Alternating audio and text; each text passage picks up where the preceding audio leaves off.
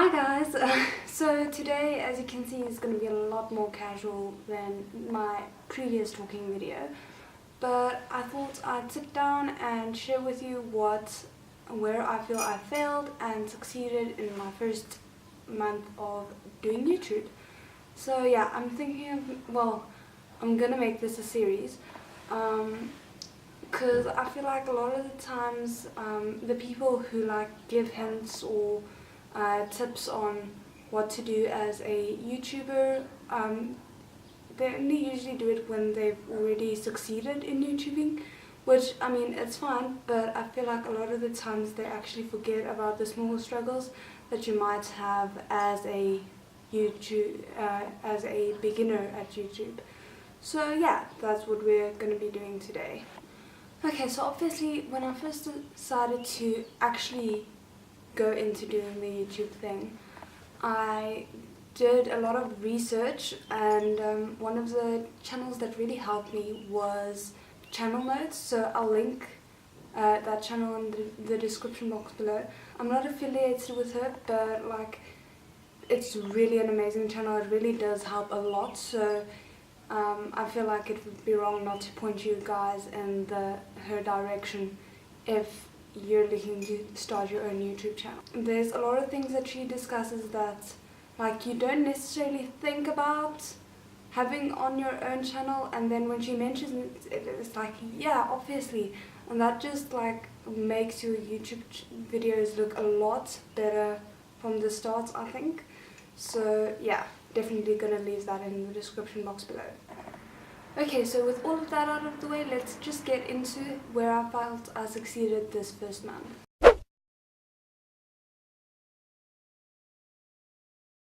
Okay, so the first thing that a lot of people mentioned was scripting. I'm a film art student, so I'm actually studying screenwriting or scripting, but I didn't really know how to apply it to YouTube until I watched a really thorough video on it. I'll try and find a link for it. And then I'll put it in the description box below if I can. So as you can see, this basically tells me what I'm going to be saying and where I'm going to have cutaways to stop the visuals from being monotonous. Also, the cutaways allow me to sit with my script in front of me and simply read it out instead of memorizing it, which really helps speed up the process. Now, I know what you're thinking. I know that might not seem very organic, but it really does help me. You know, I really struggle to think on my feet while I'm in front of the camera, so this just helps me have a direction of where I know I'm going with what I want to say. And I feel like once I get more used to being in front of the camera and once I have a bit more experience, I won't need to script as much as I'm scripting now. But until then, I see no harm in doing this.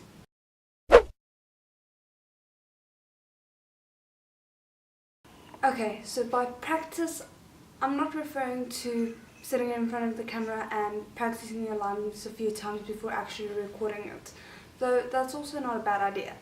But I'm referring to actually sitting down and recording yourself in front of the camera a few times before actually recording something that you're planning to release to the world.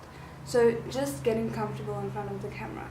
I did this for, I think, about a month before actually, no, it actually might have been a bit longer, but before actually sitting down and filming my first talking video, which was the travel haul, which I'll link in the description box below if you want to check it out.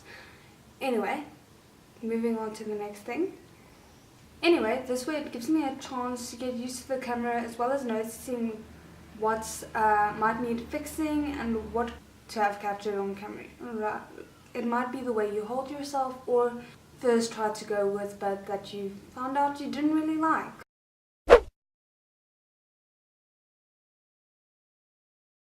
In my case, and I'm guessing in a lot of starting YouTubers' cases, the location that I'm filming at isn't really ideal. It's not exactly what I want for my channel vibes, and truthfully I find the background to be a bit boring.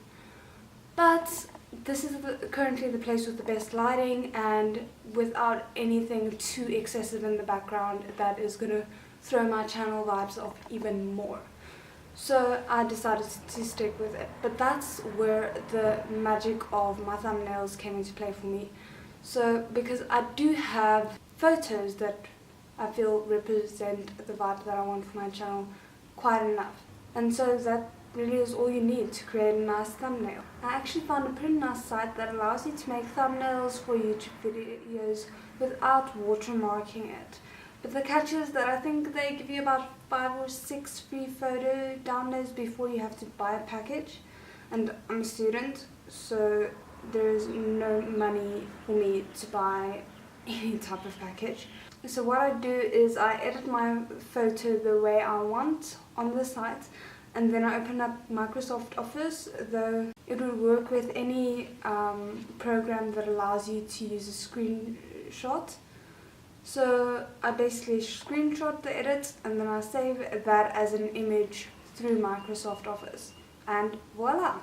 One quick thing that I didn't plan on actually mentioning, but if you're looking for a good editing software that isn't going to cost you, well, never mind a fortune, isn't going to cost you anything, then go check out Devinci Resolve. I'll leave a link for that in the description box below as well. It's, I'd say, relatively user-friendly. You'd definitely be able to find some tutorials for it online, but it's really good for editing, and it also has color grading available, so you can get rid of the yellowness in videos and stuff like that, which I did for my previous video. I now have the settings relatively sorted out for my camera, but it really helped me with my previous video, so I'd recommend it to anyone, and it's totally free.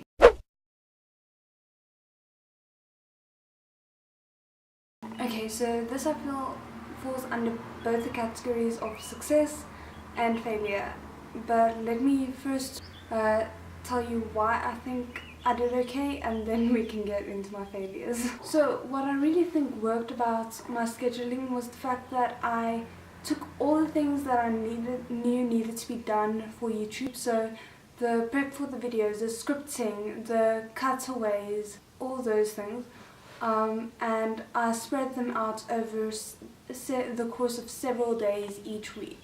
So I don't end up exhausting myself for YouTube on one single day. So as you can see here, I've dedicated Tuesdays to simply just filming my videos, and then Wednesdays is my upload and advertising days, and then Fridays is my prep day.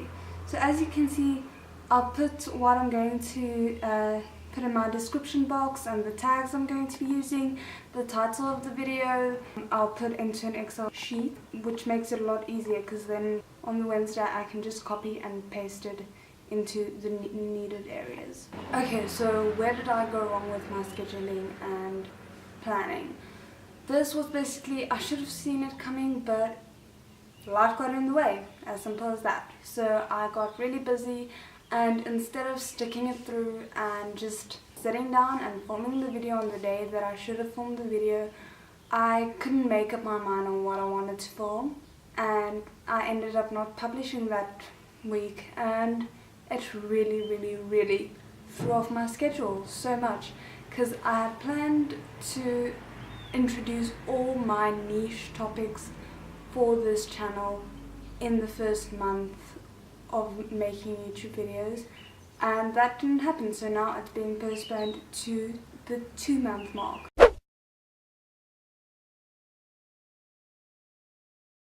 Okay, so advertising is also one of those things which I don't know if I should put it in the success or the fail bin, because I basically failed for the first half of the month and then sort of figured it out for the second half. But basically, if you're struggling with advertising your YouTube channel and getting good and meaningful views and feedback, find a good YouTube Facebook group that isn't based around sub for subs or views for views.